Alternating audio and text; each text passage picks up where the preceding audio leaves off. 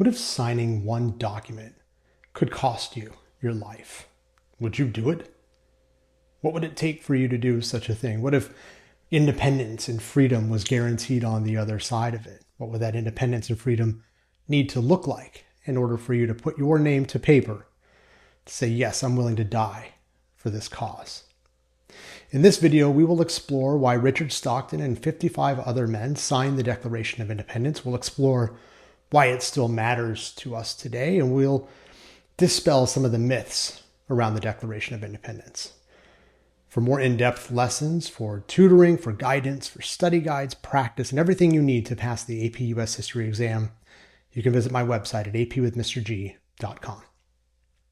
Okay, so the first point we're going to explore is, what was the real purpose of the Declaration? Now, this is often taught as a breakup letter. In fact, I've taught it as a breakup letter in classes, and in some respects it is.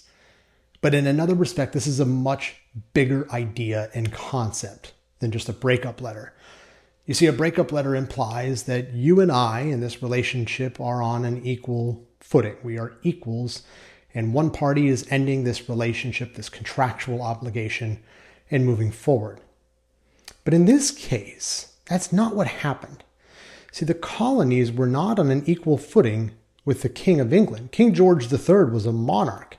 And for centuries, monarchs ruled by divine right, which meant that everyone believed that monarchs got their power from God. So if you're questioning the king, in a sense, you're questioning what God has done. So to say that we are not going to sit under your rule anymore, we're not going to exist under your conditions, this was not a breakup letter. This was an absolute destruction of the way in which societies had functioned for thousands of years. And if you were King George III, I suspect, as I've thought about this a lot, I suspect you probably are sitting there and you're saying to yourself, well, what can I do? When has this happened before? What is the precedent for this? This hasn't really happened in the past other than small slave rebellions throughout the world, but for a set of colonies founded by England, in a sense, to rebel against England is going to warrant a response. And what is that response going to be?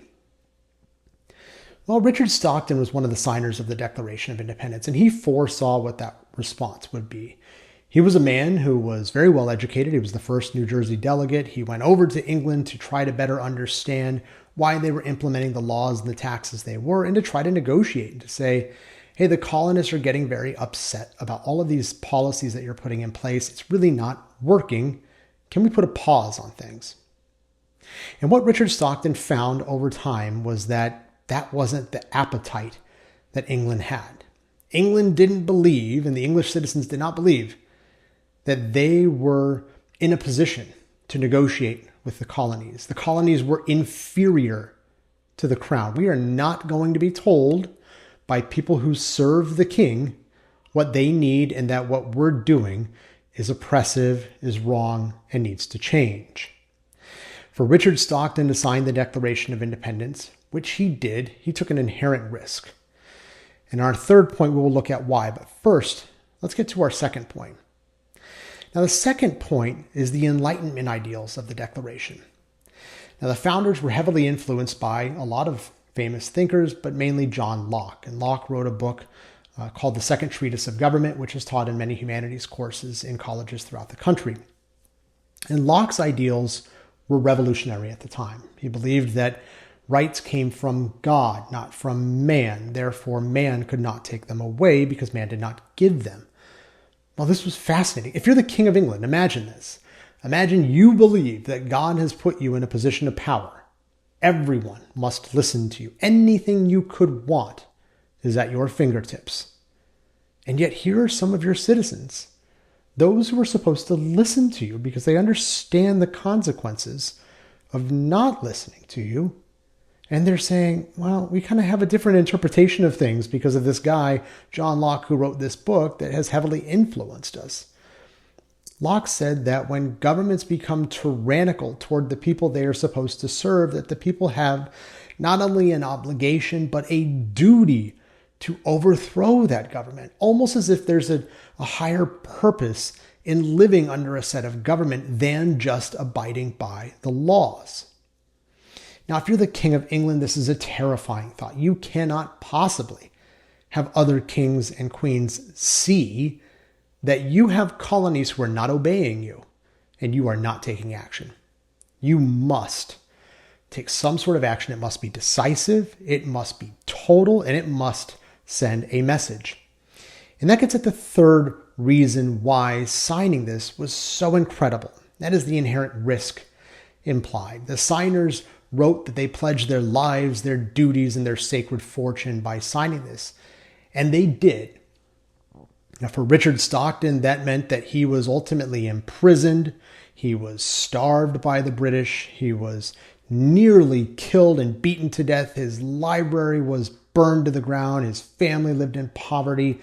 Things did not go well for him. He died in 1781 before seeing the full implementation of what he had fought for. So the risk of signing was incredible. If you sign this document telling the largest country in the world, the country with the biggest army, and it wasn't even close, the country with the biggest navy, the United States had none, that we are going to break free of you, the only response that you could expect from them is force. And Great Britain made no qualms about that. They sent over troops a couple of times.